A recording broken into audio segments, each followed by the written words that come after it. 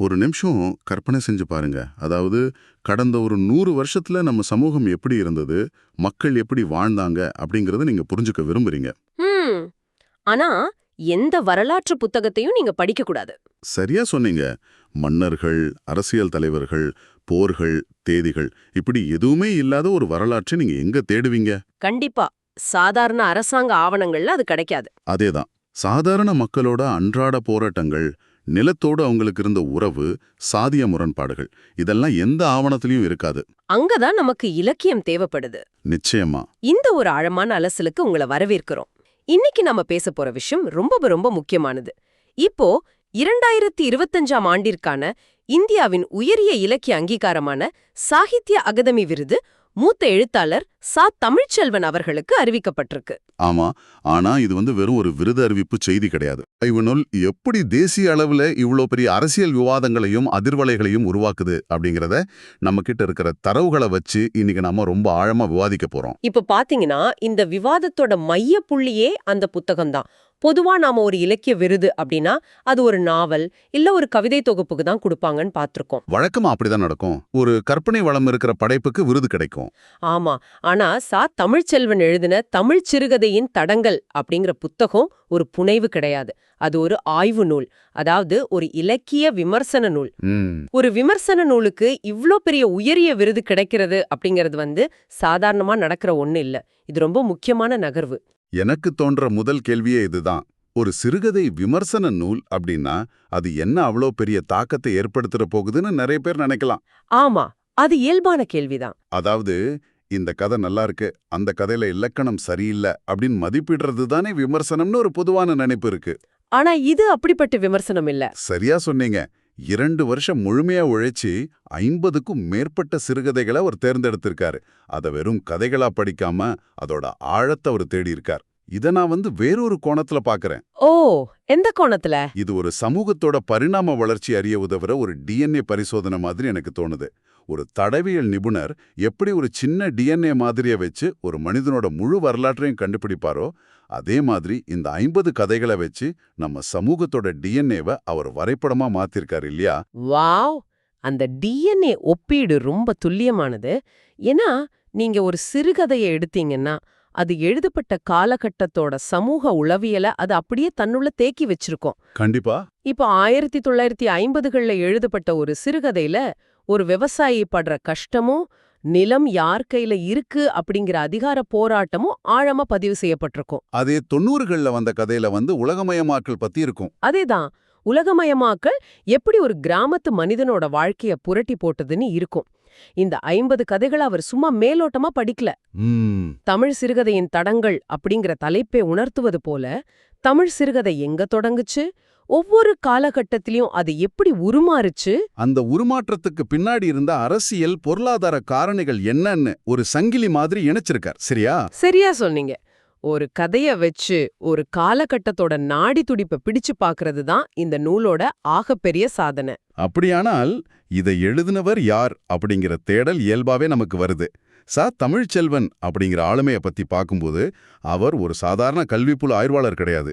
ஆமா, அவர் ஒரு academic scholar மட்டும் இல்ல. அதாவது ஒரு பல்கலைக்கழக பேராசிரியரோ இல்ல எப்பவுமே லைப்ரரியிலேயே முடங்கி கிடக்கிற ஒரு விமர்சகரோ கிடையாது. அவர் அடிப்படையில் ஒரு மிகச்சிறந்த சிறுகதை எழுத்தாளர். கண்டிப்பா. வெயிலோடு போய் வாளின் தனிமை மாதிரியான மிக அழுத்தமான படைப்புகளை தமிழ் இலக்கிய உலகத்துக்கு தந்தவர். எனக்கு இங்க ஒரு முரண்பாடு தோணுது. இல்ல இது ஒரு சவாலாக கூட இருக்கலாம். என்ன சவால்? ஒரு படைப்பாளி, அதாவது களத்துல விளையாடுற ஒரு வீரன் இன்னொரு விளையாட்டை பார்த்து விமர்சனம் பண்றது சாத்தியமா? ஒரு எழுத்தாளரா அவருக்குன்னு சில தனிப்பட்ட விருப்பு வெறுப்புகள் இருக்கும்ல. அது இந்த 50 கதைகளை அவர் அணுகுன விதத்துல ஒரு சார்பு நிலையை ஏற்படுத்தி இருக்காதா? இது ஒரு மிகச்சிறந்த கேள்வி. ஒரு படைப்பாளி விமர்சகரா மாறுற தருணம் இருக்கு பாத்தீங்களா, அது ஆபத்தானதும் அதே சமயம் அற்புதமானதுமான ஒரு கத்திமுனை பயணம். ஓ, கத்திமுனை பயணமா? ஆமா.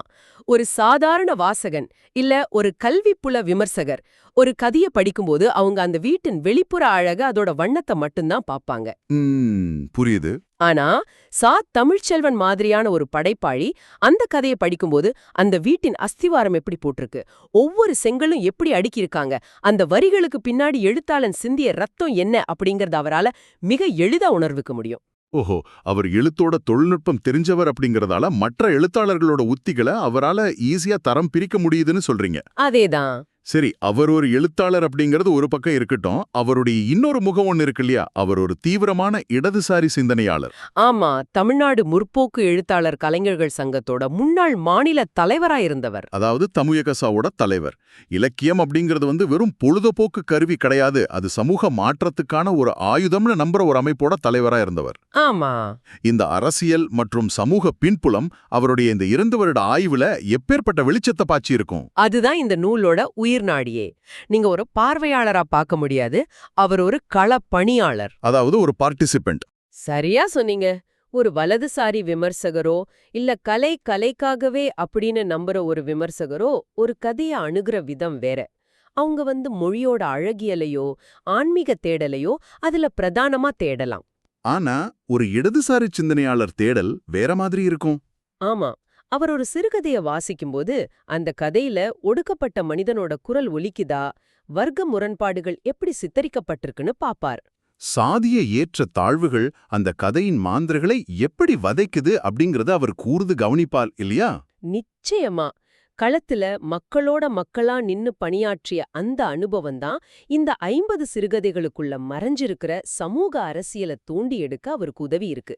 இது வெறும் இலக்கிய வாசிப்பு இல்ல, இது ஒரு சமூக வாசிப்பு. ஆஹா, ஒரு இடதுசாரி பார்வையில சமூக அக்கறையோட எழுதப்பட்ட ஒரு ஆழமான ஆய்வு நூல் இது. எல்லாம் ரொம்ப சரியாதான் இருக்கு. இவ்வளவு சிறந்த ஒரு படைப்புக்கும் அதை படைச்ச மூத்த ஆளுமைக்கும் இந்த விருது எந்த சிக்கலும் இல்லாம போய் சேர்ந்ததான்னு பார்த்தா அங்கதான் ஒரு மிகப்பெரிய புயல் வீசிருக்கு. ஆமா, நம்ம கேட்டுட்டு இருக்கிறவங்களுக்கு ஒரு விஷயத்த தெளிவா சொல்லிக்க விரும்புறோம்.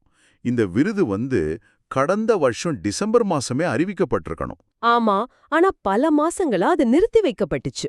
அதுக்கு காரணம் மத்திய அரசோட தலையீடு தான் அப்படின்னு ஒரு கடுமையான குற்றச்சாட்டு இலக்கிய வட்டாரங்கள்ல எழுந்தது. தமிழ்ச்செல்வன் ஒரு இடதுசாரி சிந்தனையாளர் அப்படிங்கறதாலையும் அவருடைய அரசியல் நிலைப்பாடு காரணமாவும் இந்த விருது அறிவிப்பை மத்திய அரசு தாமதப்படுத்தியதா பல விமர்சனங்கள் வந்துச்சு. ஆமா, அது ஒரு நீண்ட விவாதமாவே மாறிடுச்சு. ஒரு நிமிஷம், இந்த விவாதத்துக்குள்ள நம்ம ரொம்ப ஆழமா போறதுக்கு முன்னாடி ஒரு தெளிவை கொடுத்துடுவோம். இந்த இடதுசாரி வலதுசாரி அரசியல் பற்றியோ இல்ல மத்திய அரசு மேலான இந்த குற்றச்சாட்டுகளோட உண்மைத்தன்மை என்னன்னு ஆராய்வதோ நம்ம நோக்கம் அல்ல. கண்டிப்பா நாம எந்த ஒரு அரசியல் நிலைப்பாட்டையும் இங்க ஆதரித்து பேசல. அதேதான். இந்த தாமதம் நடந்ததற்கான நிர்வாக காரணங்களோ இல்ல அரசியல் காரணங்களோ எதுவா இருந்தாலும் அந்த தகவலை நாம ஒரு நிகழ்வா மட்டும்தான் எடுத்துக்கிறோம். ஆனா என்னுடைய கேள்வி இதுதான். ஒரு தேசிய அளவிலான இலக்கிய விருது ஒரு எழுத்தாளரோட அரசியல் சித்தாந்தத்துக்காக தாமதப்படுத்தப்படுதுன்னு சொல்லும்போது அந்த புத்தகத்தின் மேலான மக்களோட பார்வை மாறிடாதா? நீங்க கேக்குறது ஒரு முக்கியமான உளவியல் சிக்கல் தான். அதாவது ஒருவேளை இந்த அரசியல் சர்ச்சை அந்த புத்தகத்தோட இலக்கிய மதிப்பை குறைச்சு அதை வெறும் ஒரு அரசியல் கருவியா மாற்றிடாதா? ஆனா வரலாறு நமக்கு கத்துக் கொடுக்கிற பாடம் வேற. ஒரு புத்தகத்துக்கோ இல்ல ஒரு விருதுக்கோ அரசியல் ரீதியான முட்டுக்கட்டைகளோ சர்ச்சைகளோ வரும்போது அது அந்த புத்தகத்தோட மதிப்பை சிறிதும் குறைக்கிறது கிடையாது. ஓ, குறைக்காதா? மாறாக அது அந்த புத்தகத்துக்கு இதுவரைக்கும் இல்லாத ஒரு மிகப்பெரிய வெளிச்சத்தை கொடுக்கும். இத நாம இலக்கிய உலகத்துல அடிக்கடி பார்த்திருக்கோம். புரியுது. இந்த தாமதமோ அதையொட்டி எழுந்த மத்திய அரசின் தலையீடு அப்படிங்கிற விவாதமோ தமிழ்ச்செல்வன் அப்படிங்கிற பேரையும் தமிழ் சிறுகதையின் தடங்கள் அப்படிங்கிற நூலையும் வழக்கமான இலக்கிய வட்டத்தை தாண்டி சாதாரண மக்கள் மத்தியிலையும் கொண்டு சேர்த்திருக்கு. அதாவது இந்த சர்ச்சே ஒரு மிகப்பெரிய விளம்பரமா மாறிடுச்சு அப்படின்னு சொல்றீங்க. சரியா சொன்னீங்க. இது ஒரு விதமான ஸ்ட்ரைசாண்ட் எஃபெக்ட் மாதிரி தான். ஆமா, இலக்கியமே படிக்காத ஒரு சாதாரண மனுஷன் கூட அப்படி என்னதான் அந்த புத்தகத்துல அவர் எழுதிட்டார், ஒரு சிறுகதை விமர்சன நூலுக்கு ஏன் இவ்ளோ பெரிய அரசியல் எதிர்ப்பு வருதுன்னு யோசிக்க தொடங்குவான் இல்லையா? கண்டிப்பா யோசிப்பான். ஒரு செய்திய மறைக்கவோ தாமதப்படுத்தவோ நினைக்கும்போது அது சமூகத்துல மிகப்பெரிய ஆர்வத்தை தூண்டிவிட்டுடும். ஆமா, இந்த சர்ச்சைகள் இலக்கிய விருதோட தன்னாட்சி அதிகாரம் பத்தின பல கேள்விகளை பொதுவெளியில எழுப்பிச்சு. விருது வழங்குற அமைப்புகள் அரசியல் தலையீடுகளுக்கு அப்பாற்பட்டு இயங்கணுமா, ஒரு எழுத்தாளரோட சித்தாந்தம் அவருடைய படைப்பின் அங்கீகாரத்தை தீர்மானிக்கலாமான்னு பெரிய விவாதங்கள் நடந்துச்சு. முடிவில் இப்போ இந்த விருது அதிகாரப்பூர்வமா அறிவிக்கப்பட்டு அந்த சர்ச்சைகளுக்கு ஒரு முற்றுப்புள்ளி வைக்கப்பட்டுடுச்சு. ஆமா, ஆனா இந்த தாமதம் ஏற்படுத்தின அதிர்வலைகள் அந்த புத்தகத்தோட வீச்சை பல மடங்கு அதிகரிச்சிருக்கு அப்படிங்கறதுதான் மறுக்க முடியாத உண்மை. அந்த வீச்சு எந்த அளவுக்கு இருந்தது அப்படிங்கிறதுக்கு விருது அறிவிக்கப்பட்ட பிறகு வந்த வாழ்த்துக்களே சாட்சி. பல தரப்புல இருந்தும் வாழ்த்துக்கள் குவிஞ்ச வண்ணம் இருக்கு. ஆமா. ஆனா இதுல நாம முக்கியமாக கவனிக்க வேண்டிய ஒரு பதிவு இருக்கு. தமிழக முதல்வர் மு.க. ஸ்டாலின் அவங்க தன்னுடைய எக்ஸ் தளத்துல வெளியிட்ட வாழ்த்துச் செய்தி. அது ரொம்ப சிறப்பான ஒரு பதிவு. ஆமா, இந்த செய்தி வெறும் சம்பிரதாயமான ஒரு வாழ்த்தா இல்லாம அதோட ஒவ்வொரு வார்த்தையிலையும் பல அர்த்தங்கள் புதைஞ்சிருக்கிறதை என்னால உணர முடியுது. நிச்சயமா. அந்த பதிவு மிகவும் ஆழமானது. முதல்வர் தன்னுடைய பதிவுல தமிழ்ச்செல்வன தோழர் தமிழ்ச்செல்வன் அப்படின்னு தான் அழைக்கிறார். ஓ, தோழர் அப்படிங்கிற வார்த்தை தற்செயலாக பயன்படுத்தப்பட்டது இல்லைன்னு சொல்றீங்க. ஆமா, அது தற்செயல் கிடையாது. அது ஒரு சித்தாந்த ரீதியான கைகுலுக்கல். அவருடைய இடதுசாரி பின்புலத்தையும் அவர் மக்களோட எழுத்தாளர் அப்படிங்கறதையும் அங்கீகரிக்கும் ஒரு சொல் அது. அது மட்டும் இல்லாம அவர் தான் எழுதும் நிலப்பரப்பின் கருப்பொருட்களை எல்லாம் கதையின் ஓட்டத்தில் இயல்பாக பின்னி பிணைக்கும் எழுத்தாளர் அப்படின்னு பாராட்டியிருக்காரு. அந்த வரி என்ன ரொம்பவே கவர்ந்தது. நிலப்பரப்பின் கருப்பொருட்கள் அப்படிங்கிறது எவ்வளவு ஆழமான வார்த்தை பாருங்க. உண்மைதான். ஒரு மண்ணின் வாசனை, அந்த மக்களோட வலிகள், அவங்களோட போராட்டங்கள் இதெல்லாம் தன்னுடைய கதைகள்ல கொண்டு வரதோட மட்டும் இல்லாம மற்றவங்களோட சிறுகதைகள்லயும் அந்த நிலப்பரப்பின் அரசியல் எப்படி இருக்குன்னு ஆராய்ஞ்சதால தான் அவருக்கு இந்த விருது கிடைச்சிருக்கு. ஆமா. ஆனா இந்த வாழ்த்துச் செய்தியில முதல்வர் பயன்படுத்தின இன்னொரு வாக்கியம் நம்ம முன்னாடி பேசின அந்த அரசியல் சர்ச்சையை நேரடியா தொட்டு செல்லுது. அதாவது, தாமதப்படுத்தினாலும் இறுதியில் சரியான கைகளில் சாகித்ய அகாதமி சேர இருப்பதில் மகிழ்ச்சி கொள்கிறேன் அப்படின்னு ஒரு குறிப்பிட்டிருக்காரு. ஆமா. இந்த தாமதப்படுத்தினாலும் அப்படிங்கிற ஒற்றை வார்த்தையில ஒரு பெரிய அரசியல் அறிக்கையே அடங்கியிருக்கு இல்லையா? முற்றிலும் உண்மை. அந்த வார்த்தை ஒரு நுட்பமான அரசியல் எதிர்வினை. கடந்த பல மாசங்களா இலக்கிய சமூகமும் அரசியல் களமும் பேசிட்டு இருந்த அந்த தாமதம் அப்படிங்கிற ஒற்றை சொல்ல முதல்வர் வெளிப்படையாவே பதிவு செஞ்சிருக்கார். யார் தாமதப்படுத்தினாங்க, ஏன் தாமதப்படுத்தினாங்கன்னு சொல்லாமலே சொல்லியிருக்கார். அதேதான். இறுதியில தகுதியான ஒருத்தருக்கு அந்த அங்கீகாரம் கிடைச்சிடுச்சு அப்படிங்கறத அவர் உறுதிப்படுத்துறார். ஆனா நாம இத ஒரு பெரிய சமூக பார்வையில பொருத்தி பார்க்கணும். எப்படி? முதல்வரோட பதிவுல உள்ள ஆகச்சிறந்த செய்தி அதன் பிறகுதான் வருது. தங்களது படைப்புகள் மேலும் பல மொழிகளிலும் மொழிபெயர்க்கப்பட்டு நம் மண்ணின் கதைகள் அனைவரையும் சென்று சேர வாழ்த்துகிறேன் அப்படின்னு அவர் முடிச்சிருக்கார். ஓ, மொழிபெயர்ப்பு. இது ரொம்ப ரொம்ப முக்கியமான விஷயம். பல நேரங்கள்ல நம்ம பிராந்திய இலக்கியங்கள், அது தமிழாகட்டும் மலையாளமாகட்டும், தங்களுக்குள்ளேயே கொண்டாடப்பட்டு தங்களுக்குள்ளேயே சுருங்கிடுது. ஆமா, அது ஒரு குறையாதான் இருக்கு. திருத்தமா வலியுறுத்துறாரு. ஏன்னா இலக்கியம் அப்படிங்கிறது ஒரு குறிப்பிட்ட பூகோள எல்லைக்குள்ள அடைப்பட்டு கிடக்கக்கூடிய ஒண்ணு கிடையாது. ஒரு தமிழ் சிறுகதையில பேசப்படுற விவசாயியோட தற்கொலையோ இல்ல ஒரு விளிம்பு நிலை மனிதனோட சாதிய போராட்டமோ வெறும் தமிழ்நாட்டுக்கான பிரச்சனை மட்டும் இல்ல. அப்ப அது உலகளாவிய பிரச்சனைன்னு சொல்றீங்க? கண்டிப்பா. ஆப்பிரிக்காவுல உள்ள ஒரு கிராமத்திலயோ இல்ல லாத்தின் அமெரிக்காவுல உள்ள ஒரு விவசாயிக்கும் இதே வலிகள் இருக்கக்கூடும். மனித உணர்வுகளும் ஒடுக்கப்பட்ட மக்களோட குரல்களும் உலகம் முழுவதுக்கும் பொதுவானவை. ரொம்ப சரியா சொன்னீங்க. தமிழ் சிறுகதைகள் கடந்த பல தசாப்தங்களா எப்படி சமூக மாற்றங்களை பதிவு செஞ்சிருக்குன்னு விளக்குற தமிழ்ச்செல்வனோட இந்த ஆய்வு நூல் ஆங்கிலத்திலோ இல்ல பிற இந்திய மொழிகளிலோ மொழிபெயர்க்கப்படும் போது இந்திய அளவுல நம்ம இலக்கியத்தோட ஆழம் எல்லாருக்கும் புரிய வரும். இந்த மண்ணின் கதைகள் அனைவரையும் சென்று சேர வேண்டும் அப்படின்னு முதல்வர் சொல்றதோட பின்னணி இதுதான் இல்லையா? அதேதான். ஒரு உள்ளூர் கதை மொழிபெயர்க்கப்படும் போது உலகளாவிய கலையா மாறுது. வாவ், அது ஒரு அற்புதமான பார்வை. உள்ளூர் வழிகள் உலகளாவிய அதிர்வலைகளை உருவாக்கணும். சரி, நாம இப்போ இந்த ஆழமான அலசலோட நிறைவு பகுதிக்கு வந்துட்டோம். ஆமா. இன்னைக்கு நாம விவாதிச்ச விஷயங்களை உற்று நோக்குனா இது ஒரு சாதாரண புத்தக விமர்சனமோ ஒரு செய்தி வாசிப்போ கிடையாது. ஒரு மனிதர் தன்னுடைய இடதுசாரி சித்தாந்த பின்புலத்தோட களப்பணியாளரா கிடைச்ச அனுபவத்தோட 2 வருஷங்கள் கடுமையா உழைச்சிருக்கிறார். உழைச்சு 50க்கும் மேற்பட்ட சிறுகதைகளை தோண்டி துருவி ஒரு சமூகத்தோட பரிணாம வளர்ச்சிய தமிழ் சிறுகதையின் தடங்கள் அப்படிங்கிற நூலா ஆவணப்படுத்தியிருக்கார். ஆமா, அப்படிப்பட்ட அந்த நூலுக்கு கிடைக்க வேண்டிய சாகித்ய அகாடமி விருது பல அரசியல் சர்ச்சைகளுக்கு உள்ளாகி தாமதமாகி இறுதியில தகுதியான கைகளை சென்றடைஞ்சிருக்கு. தமிழக முதல்வர் உள்ளிட்ட பலரும் இதை வரவேற்று இது மொழிபெயர்க்கப்படணும் அப்படிங்கிற ஒரு மிகப்பெரிய பாதையை திறந்து விட்டுருக்காங்க. நம்ம தொடக்கத்துல பேசின அந்த வரலாற்று புத்தகங்கள் இல்லாத உலகை இப்போ நினைச்சு பாருங்க. அந்த இடைவெளியை இந்த மாதிரி இலக்கிய விமர்சனங்கள் தான் நிரப்புது. நிச்சயமா.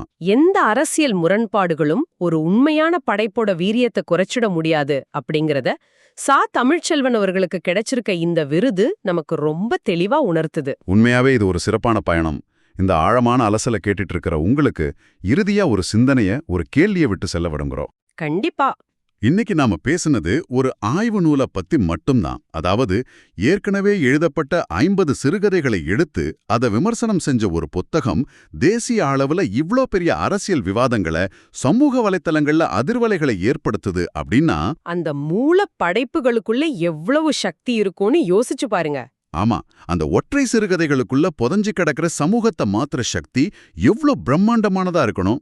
சில பக்கங்கள் மட்டுமே கொண்ட ஒரு சிறுகதை ஒரு மனிதனோட மனசாட்சியை உலுக்கி ஒரு சமூகத்தோட அடித்தளத்தையே அசைச்சு பார்க்கற வலிமை கொண்டது அப்படிங்கறத நீங்க எப்போவாவது உணர்ந்திருக்கீங்களா? இதை எல்லாரும் யோசிக்க வேண்டிய ஒரு விஷயம். கண்டிப்பா.